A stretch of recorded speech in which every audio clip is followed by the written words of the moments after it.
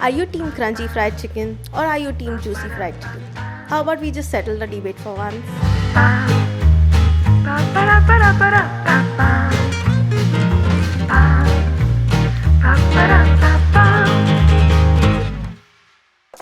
Welcome back to Cooking with Simran. So, last time we made gumbo. Some of you may have heard about it, some of you may not have heard about it, but in case you missed it, you can check out by clicking on the card above. So, today we are gonna cook something you all have heard about. It is the most common fast food item ever, fried chicken. Why fried chicken, you may ask? Because why not? I mean, like, if you have basic ingredients at home, you can make it really easily. But through a lot of experimenting, I have finally stumbled across the perfect recipe that guarantees you a good crispy cover and a juiciest chicken inside. So while I was experimenting with this recipe, there were a lot of recipes for frying chicken available on the internet. There is the egg wash fry, the buttermilk fry, the Japanese karage fry. But I personally believe the buttermilk double dip fry, which we go talk about, is the best one. And it's also easiest one with the available ingredients that any of us can have at home. So let's get started. So we'll start by blotting the chicken with a kitchen towel or a tissue paper, and we're just doing this to ensure there's no impurities on the chicken and to tap out the excess moisture on the chicken. Once that, we're gonna follow with a dry rub on the chicken followed by salt, half a tablespoon, generous amount of black pepper, red chili powder according to your spice level, and a packet of peri peri spice. Lastly, you can also add an oregano. If you don't like oregano, skip it. After this, we're gonna add the wet ingredients.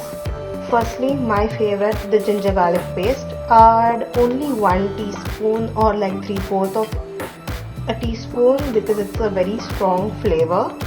Followed by 1 tablespoon of honey. Honey we are gonna add so that it tenderizes the meat and gives it a nice sweetness to the mixture. After this, we're gonna add half a squeeze of lemon, and we're gonna use the same technique we did in the gumbo recipe just to make sure the seeds stay out, or maybe sometimes just one seed decide to act rebel. Take it out later. Then we're gonna get our hands dirty and marinate and mix the chicken pieces well. Once that is done, let the pieces rest for 10 to 15 minutes and we'll see them later. And now once the chicken pieces are back from the fridge, we're gonna add 3/4 glass of buttermilk so that all the chicken pieces are covered. And the buttermilk we add not only to like tenderize the meat, but it also acts as a frying agent because we're gonna do the buttermilk double dip fry later. Again, marinate the pieces well that the buttermilk color changes from white to like a mild orange. Once that is done, cover with a lid and let it go in the fridge for another 40 to 50 minutes. Meanwhile, it's marinating. We're gonna on the side prepare for a dry dredge. We're gonna start with a lot of all-purpose flour. We're gonna take as much all-purpose flour as many chicken pieces you have to fry. So now we're gonna add 1 teaspoon of salt, followed by a generous amount of black pepper. After which we're gonna add 2 tablespoons of Cajun spice. Yes, it's the same Cajun spice that we used in the previous gumbo recipe, and we're just adding it to ensure that even the dredge has a little bit of flavor. After which we're gonna add a secret ingredient, which is a pinch or 1 teaspoon of baking powder. This will help give your batter a nice rise when it's frying. Now we're gonna set up our frying station. On the left hand side we have our buttermilk drenched chicken, and on the right we have the dry dredge. Now we're gonna take our favorite drumstick piece from the buttermilk drenched and then move on and put it down on the all-purpose flour dredge. Make sure to give it a coating on all sides and pat it down dry. Once you've ensured that all the sides are covered with our all-purpose flour spice mix, you can start by double dipping it again in the buttermilk mixture. This is just to ensure that all the sides of the chicken are coated evenly and no moisture escapes the chicken when you're frying it. So now we're gonna again dip it back in the flour mixture, and this is the last coating it gets. I know it might sound like a hassle, but trust me, it gives the best crunchy texture you need. And now you're gonna repeat the process with your remaining chicken pieces, and now it's ready to fry.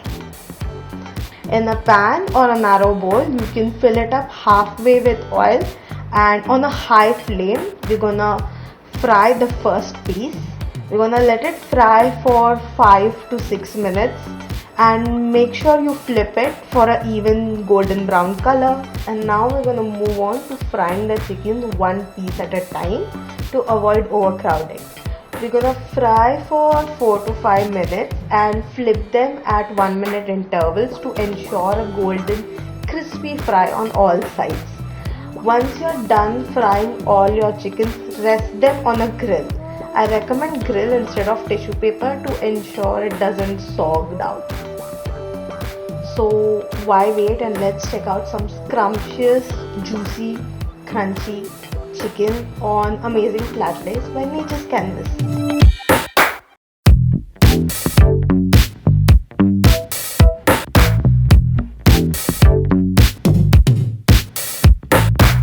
So that was it. That was my version of a finger licking good fried chicken. I hope you all like it, and I hope the debate is settled once and for all, because now you have the best of both worlds. You have the crunchiest texture with the juiciest chicken inside it. I hope you do try it, share it with your family, eat it as a late night snack, put it in a burger, because why not?